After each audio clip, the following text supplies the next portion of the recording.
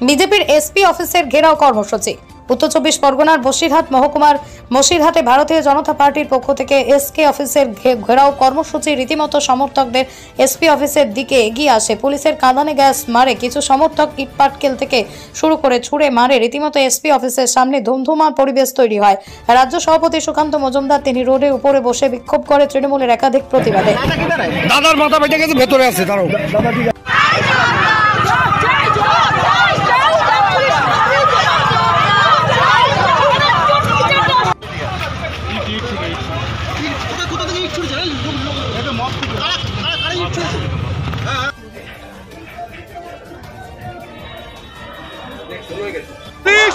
পুরো তৃণমূল কংগ্রেসের শাখা সংগঠনের কাজ করছে। শেখ শাহজাহান, শিবু হালদারের মতো যারা মা বোনদের সম্মান লুণ্ঠিত করেছে তারা গ্রেপ্তার করছে না। আমরা মা বোনদের পাশে থেকে চাই শেখ শাহজাহান এবং শিবু হালদারকে গ্রেপ্তারের জন্য আমরা এসপি অফিসে গেছিলাম। পুলিশ টিয়ার গ্যাস ছুড়েছে, পুলিশ নির্মম ভাবে আমরা মা বোন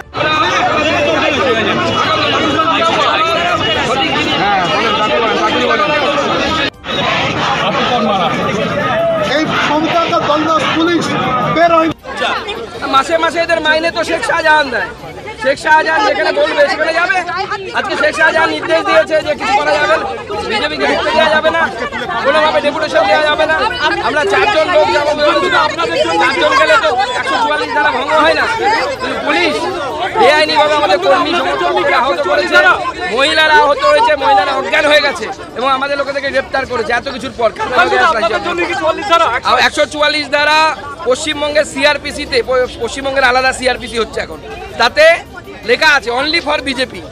আর ওটা পশ্চিমবঙ্গের জায়গায় পশ্চিম বাংলাদেশ লিখে রেখেছে মমতা।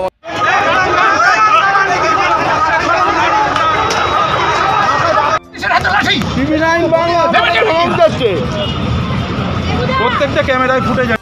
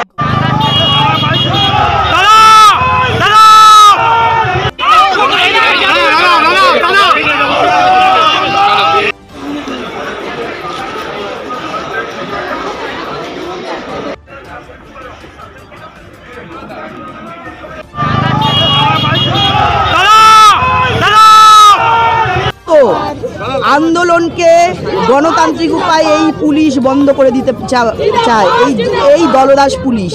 এখানে মুখ্যমন্ত্রী, পুলিশ মন্ত্রী একজন মহিলা। প্রত্যেক দিন এই বসিরহাটের সন্দেশখালির মতো ঘটনা প্রত্যেক দিন আজকে পশ্চিমবঙ্গের আনাচে কানাচে ঘটে চলেছে। আপনারা দেখেছেন কিভাবে মহিলারা বাইরে এসে প্রতিবাদ করেছে, তাদের কিভাবে ইজ্জত লুট করা হয়েছে। তার প্রতিবাদে আমরা এখানে আন্দোলন করেছি। তো সেই আন্দোলনকে বন্ধ করে দিতে চাই, সেই জন্য আমরা গণতান্ত্রিক উপায়ে আন্দোলন করছি। প্রয়োজন হলে এই আন্দোলন এইভাবে বন্ধ করে দিলে আমরা অন্যভাবে জঙ্গি আন্দোলন করতে বাধ্য হব।